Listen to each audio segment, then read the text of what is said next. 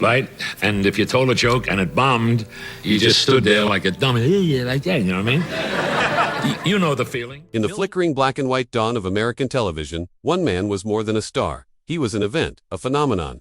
In the early days of television, when the nation was still figuring out this new box in their living rooms, an incredible share of the audience was tuned to one man, Milton Berle. Restaurants were empty on Tuesday nights. A popular legend says that water pressure in major cities would measurably drop during his commercial breaks, as an entire country waited to see what he'd do next. He was Mr. Television, Uncle Mitty, the undisputed king of comedy. He was the man who made America laugh. But the man on screen, the one in a ridiculous gown with a cigar clamped in his teeth, was a carefully constructed facade. Behind the laughter, a profound and devastating tragedy was playing out. His life, far from the joyous chaos he projected, was a mess of broken marriages, devastating secrets, and deep personal demons. And at the center of it all, pulling the strings from the very beginning, was the one person who should have been his protector, but who instead became the architect of his sorrow, his own mother. This is the story of how the biggest star in the world was built up, only to be torn down from the inside, leaving behind a legacy as heartbreaking as it was hilarious. Milton Berle didn't just have a stage mother. He was the product of arguably one of the most domineering mothers in show business history. He was born Mendel Berlinger in New York City in 1908, to a quiet father who sold paint and a mother, Sarah, who worked as a store detective. But Sarah saw something in her youngest son. She didn't just see a child, she saw a ticket out. His father, Moses, wasn't a great provider, and Sarah latched onto Milton's ability to make people laugh as their path to a better life. So, she made a decision. She would leave her husband and other children behind, take Milton on the road, and mold him into a star. No matter the cost to his childhood. His career began at 5, when he won a Charlie Chaplin look-alike contest. From there, Sarah's push was relentless. He became a child model for Buster Brown shoes and was cast in silent films. He even claimed his first role was in the famous serial The Perils of Pauline, though this has never been verified. He later recalled the director telling his 5-year-old self that he'd be playing a boy thrown from a moving train. It was a terrifying start to a life lived entirely in the spotlight, a life he didn't choose, but one that was chosen for him. In his own words, his childhood ended at age 5. His mother became his manager, his promoter, and his ever-present shadow. She wasn't just launching a career, she was forging a commodity, and Milton was the raw material. Sarah's methods were audacious. During a run on Broadway in a show called Floridora, she noticed Milton was dancing perfectly in time with the other boys. She gave him a bizarre piece of direction: purposefully keep one foot out of step. The audience roared.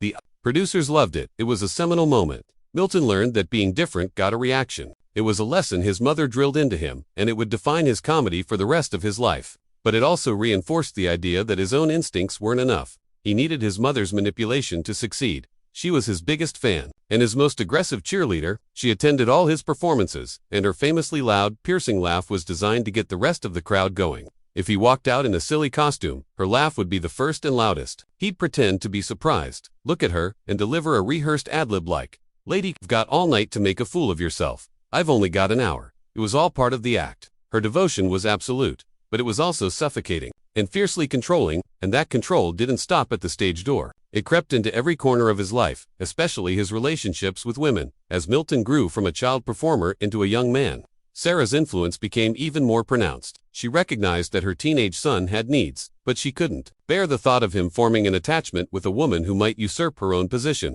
Her solution was startling. She would reportedly sit in the audience during his shows, strike up conversations with women in their 20s, and then bring them backstage to meet her son, leaving them alone together. It was her way, as Berle theorized, of providing for his needs while keeping him from forming any real, lasting bonds. This pattern of sabotage became a defining feature of his personal life. Berle himself would later state that his mother was the primary reason his early marriages failed. He said, "My mother never resented me going out with a girl, but if I had more than 3 dates with one girl, Mama found some way to break it up." Any woman who threatened to become a permanent fixture was systematically driven away. He was being groomed for fame, not for happiness. The stage was his world, the audience, his family, and his mother, the sole gatekeeper to both. By the 1930s and 40s, Milton Berle was a bona fide star of vaudeville, nightclubs, and radio. He had honed his craft, patterning himself after comedians like Ted Healy. He was a whirlwind of energy, a master of the pratfall and the rapid-fire joke. He was successful and famous. But he was also an emotional infant, a man-child whose personal development had been arrested the moment his mother decided he was a commodity. The world was about to fall in love with Milton Berle, but the man himself was being set up for a lifetime of heartbreak. engineered by the very woman who made him. As the 1940s gave way to the 1950s, a new technology was finding its way into American homes. Television was a flickering curiosity, and in 1948, NBC needed something spectacular to convince the nation to buy into this new medium. They launched a variety show sponsored by Texaco, called the Texaco Star Theater. After initially using a rotation of hosts, on June 8, Milton Berle took the stage, and everything changed. Berle's loud, physical style of comedy was perfect for the visual medium. He wasn't just telling jokes, he was a spectacle. He'd run into the audience, grab a woman's fur coat, and put it on. He was chaotic, unpredictable, and utterly magnetic. The man trained since childhood to command a stage, now had a stage in millions of living rooms. America was captivated. The success was instantaneous and astronomical. After Berle was made the permanent host, the Texaco Star Theater became the most dominant show on the air. The ratings were staggering, at times capturing as much as an 80% share of the viewing audience. Tuesday nights became Berle nights. People structured their lives around his show. Businesses closed early, and movie theaters were empty. He earned the nickname Mr. Television, and it wasn't hyperbole. He was personally credited with the massive spike in television set sales across the country. After his show began, sales more than doubled, and by the time his show ended in 1956, there were nearly 30 million TV sets in America. He was more than a comedian. He was a cultural force, a one-man economic stimulus package for the television industry. He was at the absolute zenith of his career. From the outside, it was a picture of unparalleled success. He had the adoration of an entire nation and was wealthy beyond his wildest dreams.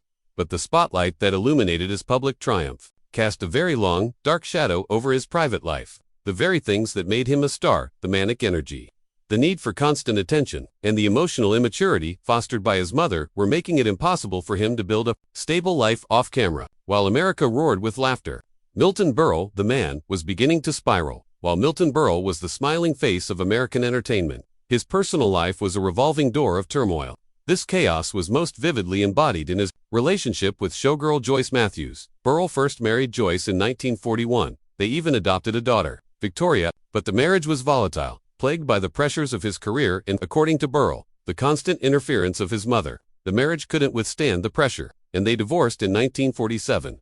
But the story didn't end there. In a baffling move, Milton and Joyce remarried in 1949, only to divorce again in 1950. When asked why, Berle quipped, "She reminded me of my first wife." But behind the joke was a painful truth. He was trapped in a pattern, unable to break free. From the dysfunctional dynamics ingrained in him since childhood, the instability was just one part of a larger, more secretive drama. For decades, Berle harbored a secret that could have destroyed him in the conservative 1950s. During the late 1940s, he had an affair with a showgirl named Junior Standish, which resulted in the birth of a son, Bob. In 1951, to protect Berle's career from the scandal of an out-of-wedlock child, Junior quickly married a band leader. The boy, Bob Williams, was raised believing the band leader was his father. Milton Berle was only ever introduced to him as Uncle Mitty, a family friend who quietly provided financial support from a distance. Bob grew up with no idea the famous comedian was his father. It wasn't until his late 20s, after seeing an undeniable resemblance in a mirror, that he began to suspect the truth. The full story finally came out when Bob was 33, after an aging Berle confirmed it in a tabloid interview, confessing the secret had been a heartache. Strangely, Berle had written about a different secret love child in his 1974 autobiography, a story many now believe he fabricated to sell books. The existence of his real son, Bob, was a truth he kept hidden for over 40 years. Beyond the turbulent marriages and secret children, Berle was known for his voracious womanizing and a serious addiction to gambling, particularly on horse racing. He famously claimed affairs with a laundry list of Hollywood stars, including Marilyn Monroe and even evangelist Amy Semple McPherson, though many of these claims are disputed. This reputation, combined with his gambling, painted a picture of a man constantly seeking a thrill, perhaps as a distraction from a deeper emptiness. The dysfunction extended to his other children as well. After his second divorce from Joyce, Berle married publicist Ruth Cosgrove in 1953. With Ruth, he adopted a son, William. But this relationship also ended in public acrimony.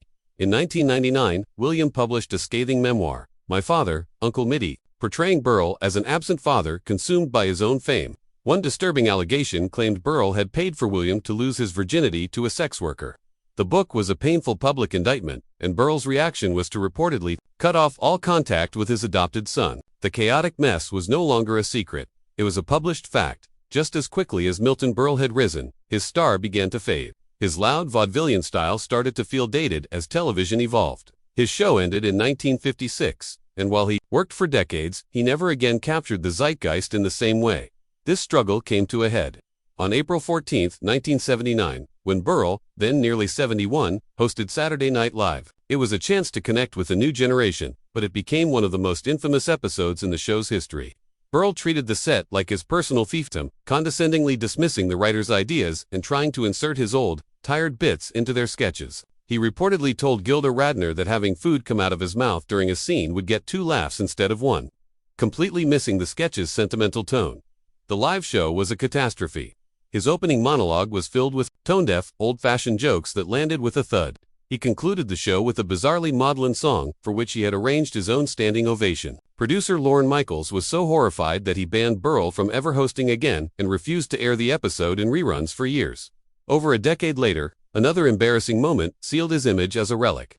At the 1993 MTV Video Music Awards, an 85-year-old Berle was paired with drag superstar RuPaul to present an award. After a tense onstage exchange, RuPaul quipped, "So you used to wear gowns, but now you're wearing diapers." But the real damage was what allegedly happened backstage. RuPaul would later claim that Berle had been sexually inappropriate, touching him and making him deeply uncomfortable. The incident cemented a new public image for Berle, no longer the beloved Uncle Mitty, but a crude and out-of-touch old man. In his final years, Milton Berle was diagnosed with colon cancer, but in a final act of control, he declined aggressive treatment. He passed away on March 27, 2002, at the age of 93. The tragedy of Milton Berle isn't that his fame faded. All fame is fleeting. His tragedy is the profound sadness that fame was all he ever had. He was a man given a crown but denied a happy home. He made an entire nation laugh but lived a life of deep personal pain. He was a product manufactured for success by a mother whose ambition eclipsed her affection. She pushed him onto the world's biggest stage but sabotaged any chance he had at finding happiness off of it. His legacy is complicated. We can remember him as Mr. Television, the man who sold millions of TVs, but we must also remember the cost. The story of Milton Berle is a cautionary tale about the price of fame, about the wounds a parent can inflict, and about the hollow echo of a world's applause when there's no one left to share it with. He was the man who had everything, and in the end, it seems, he had nothing at all. If you found this look into the darker side of Hollywood history compelling, please give this video a like and subscribe to the channel for more stories about the tragic lives of the stars. And don't forget to hit the notification bell so you never miss an upload. Let us know in the comments which classic Hollywood figure story you'd like to see us cover next. In the end, how should we remember Milton Berle? Was he the energetic, groundbreaking comedian who became the face of a new era of entertainment? Or was he the sad, lonely figure behind the curtain, a man whose life was a long fallout from a childhood sacrificed at the altar of fame? Perhaps the answer is both. His story is a powerful reminder that the brightest lights often cast the darkest shadows. The laughter he created was real, and for a time, it brought joy to millions. But the sorrow he lived with was just as real, a private burden he carried long after the cameras stopped rolling. The tragedy of Milton Berle is so sad because it reminds us that sometimes, the man who makes the whole world laugh is the one who needs to laugh the most.